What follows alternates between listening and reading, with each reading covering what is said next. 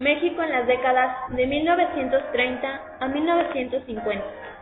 En el México de estas épocas hubo estabilidad en la mayoría de los aspectos, como el económico, político, social y educativo, pero hubo rasgos característicos que marcaron esta época, tanto internacionales como nacionales, como son los siguientes. Segunda Guerra Mundial. Fue un conflicto militar global que se desarrolló entre 1939 y 1945. Se vieron implicadas la mayor parte de las naciones del mundo, marcada por hechos de enorme significación que incluyeron la muerte masiva de civiles, el Holocausto y el uso por primera y última vez de armas nucleares en un conflicto militar. El conflicto comenzó el 1 de septiembre de 1939 con la invasión alemana en Polonia.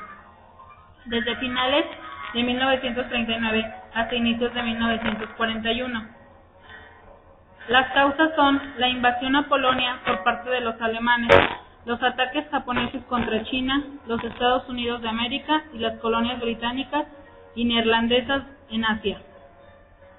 La Segunda Guerra Mundial estalló después de que estas acciones agresivas recibieran como respuesta una declaración de guerra, una resistencia armada o ambas por parte de los países agredidos y aquellos con los que mantenían tratados.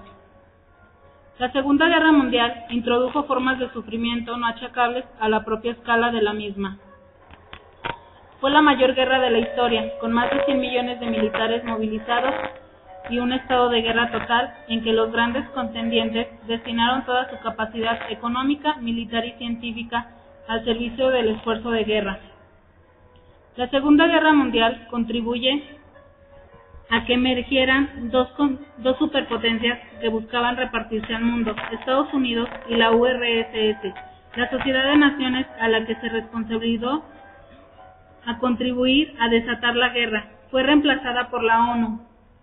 La guerra dejó al descubierto la debilidad de los países europeos y los movimientos de independencia de las colonias se generalizaron con el apoyo de dos superpotencias. El mundo quedó dividido en dos bloques, el bloque capitalista y el bloque comunista. ¿De qué sirve esta guerra si el mundo sigue igual o peor? Por el aspecto económico y político, tenemos la expropiación petrolera y sus antecedentes y el artículo 127. Antecedentes de la expropiación petrolera. El 27 de diciembre de 1935 nació el Sindicato Único de Trabajadores Petroleros. El 27 de enero de 1936, este sindicato se incorporó al Comité de Defensa Petrolera. El 28 de mayo de 1937 estalló la huelga, lo que paralizó al país entero al no despacharse gasolina por 12 días. El presidente Cárdenas hizo un llamado a la cordura y la huelga se levantó en tanto no se emitiera un fallo. Las compañías declararon que se encontraban con problemas financieros y no podían cumplir con las demandas de los trabajadores. Se decidió entonces investigar al respecto, y el 3 de agosto una comisión de peritos dio a conocer su conclusión.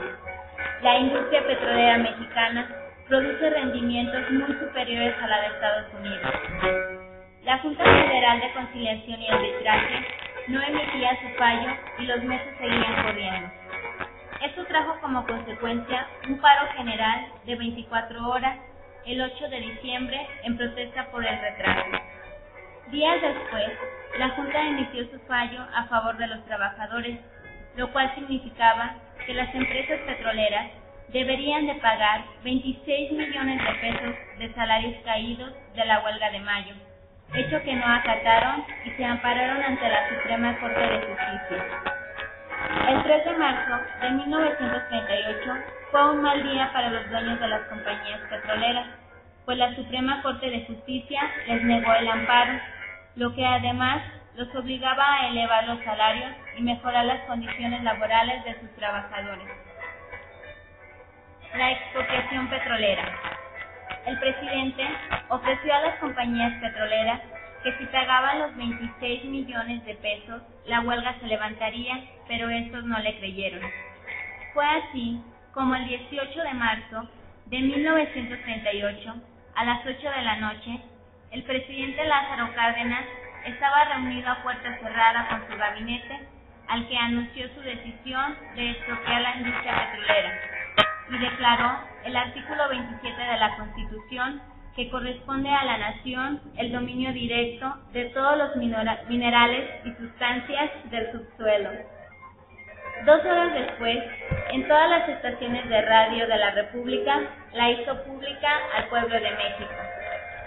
El 23 de marzo hubo en la Ciudad de México una enorme manifestación de respaldo que, según citan las crónicas periodísticas, superaban las 100,000 personas. El 12 de abril hubo una manifestación frente al Palacio de las Bellas Artes. Millares de mujeres llevaron su cooperación para pagar la deuda petrolera. La expropiación era resultado de una cadena de hechos que habían puesto en entredicho la soberanía del país y por ello esa decisión llenó de júbilo al pueblo de México. Artículo 127. Lázaro Cárdenas se encargó de llevar a la práctica las preocupaciones sociales de la Constitución de 1917. Esto quedaría claro al ser aplicados por primera vez hasta sus últimas consecuencias los artículos 27 y 127, referidos a la propiedad de las naciones sobre las tierras, minas y recursos naturales, a lograr mejores condiciones para campesinos y obreros. Bajo el lema de México para los mexicanos, apoyó la repartición de tierras y así quedarían eliminadas las desigualdades sociales. Con su reforma agraria eliminó el latifundismo y repartió cerca de 18 millones de hectáreas de tierra. El artículo 127 de la Constitución. El derecho de los trabajadores a participar en el reparto de utilidades se resume de la siguiente manera. Los trabajadores tendrán derecho a las utilidades de las empresas con un salario justo. En el aspecto social, la época de oro. Época de oro del cine mexicano. La edad de oro del cine mexicano abarcó aproximadamente entre 1935 y 1958 y se refiere a los años en que la producción cinematográfica en el país era la más poderosa de los países de habla hispana.